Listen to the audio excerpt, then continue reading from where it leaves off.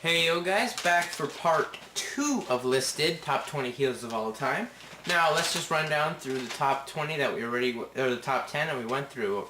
So, number 20 is Yokozuna, number 19 is Andre the Giant, number 18 is CM Punk, number 17 is Nikolai Volkov, number 16 is Jeff Jarrett, number 15 being Edge, number 14 Chris Jericho, number 13 Mankind, number 12 the Sheik and Abdullah the Butcher, number 11 Jake the Snake Roberts. So let's jump back into the countdown. Heel number 10 is the Iron Sheik. The Iron Sheik cracks in here because he had probably one of the more memorable heel runs in the early 80s of the WWF, where he, being the man from Iran, with his mouthpiece Freddie Blassie, some of the greatest heel moments ever. Now, he took the title from Bob Backlund, even though it was a short title run, and would eventually lose it to Hulk Hogan not like a month later. But then he had a great heel run with Sergeant Slaughter, not run, but like feud with Sergeant Slaughter. Then he had a great feud with teaming up with heel number 17 on our list, Nikolai Volkov, as Blassie and Slick as their manager, against the U.S. Express, taking the titles from them. So Iron Sheik was awesome. I mean, the shoes he wore were damn cool, too, and how he would just preach about Iran and stuff, and Hacksaw Jim Duggan would get involved in whatever. So that's why the Sheik gets on here. Heel number 10, Iron Sheik. Heel number 9 is Eddie Guerrero. Eddie Guerrero is on this list from pretty much just about any reason you can think of. But the main reason I would put him on here is how he pretty much caused a riot in AAA in Mexico when he joined Art Bar to form Los Gringos Locos, pretty much committing treason in wrestling. So that was a damn good thing right there, like heel turn right there, obviously one of the more memorable ones. And when he berated young Chavo in WCW, that was damn good. So yeah, Eddie gets on here. I mean, he sprayed the Armor All in Benoit's eyes. That's another thing I can think of. And cheating on China in the WWF. So right there, Eddie Guerrero. He lied, he cheated, he stealed. So he had all the heel qualities in there, but still made you laugh and cry. So Eddie Guerrero, number 9. Heel number 8 is Jerry Lawler. Now, Jerry Lawler, for me, I know was a damn good heel in the ring, but I only remember commentator for the WWF. His stuff he would say about Bret Hart's family and stuff, about how much Owen was better and how Bret's family was horrible and stuff like that. Or about just about any match, like, he'd make fun of like Aldo Montoya and stuff. Like, his heel commentating abilities were awesome, and how he would just root for the heel and stuff. I mean, great stuff from Lawler. Shame he's not doing the same stuff now, but... And he was great in Memphis. I mean, I don't know that much, but I just know he was great in Memphis as a heel. So anyway, heel number 8 is Jerry Lawler. Heel number 7 is Bret Hart. Bret Hart gets on here mainly because of his Hart Foundation run in 97, but don't forget his heel run in 87 or whatever with the original Hart Foundation, which is Jim Neidhart. I mean, he did very little talking, but he would back it up. He would just own people in the ring, and that team was awesome. I mean, the way they won their titles, like, they got some serious heat.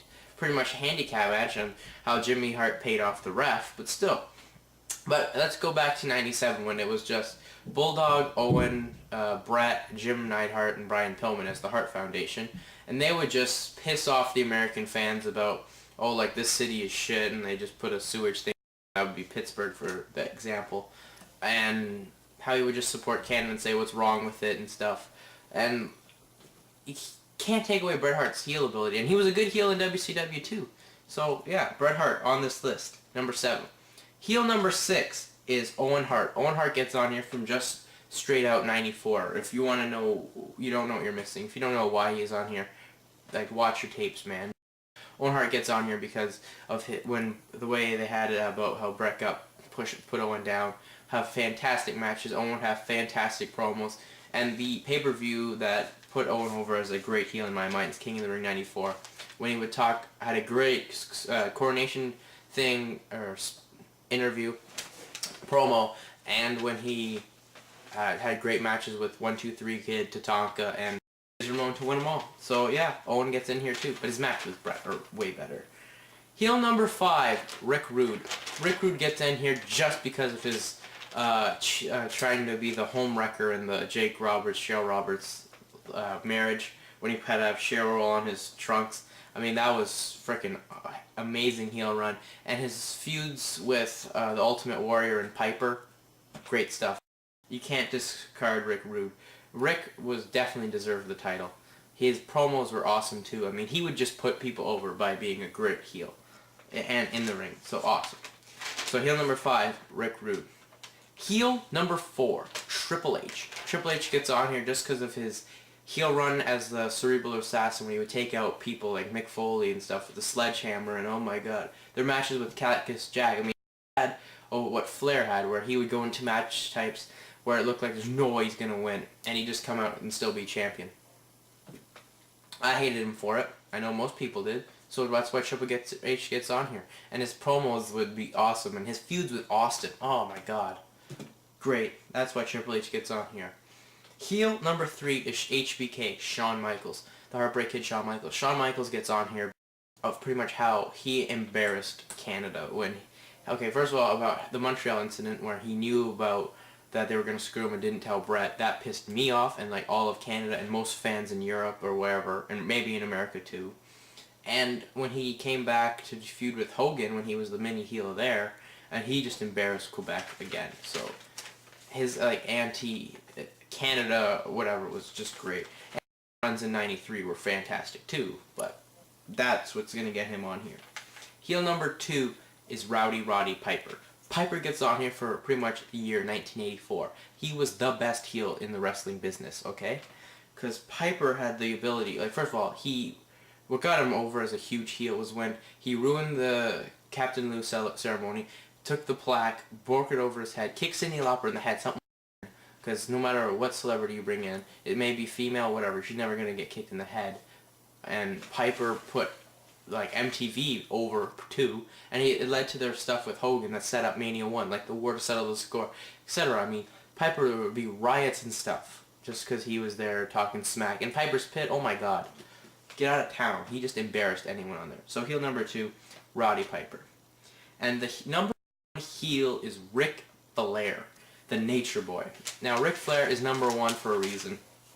First of all, the 80s, when he was with the Horsemen, he had backup, and he would take a beating and defend his title in any situation when you didn't think he'd come out a champion, and he would. That's why you hated him. And his promo abilities, and he would just, him and the Horsemen would run roughshod through the NWA.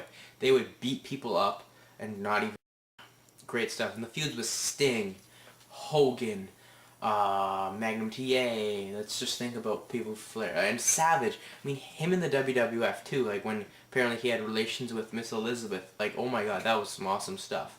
I mean, I'll never forget that match that I've seen only on tape. I mean, I wish I saw it live on pay-per-view, but still. WrestleMania 8. It's fucking sweet. So anyway, that's this edition of List.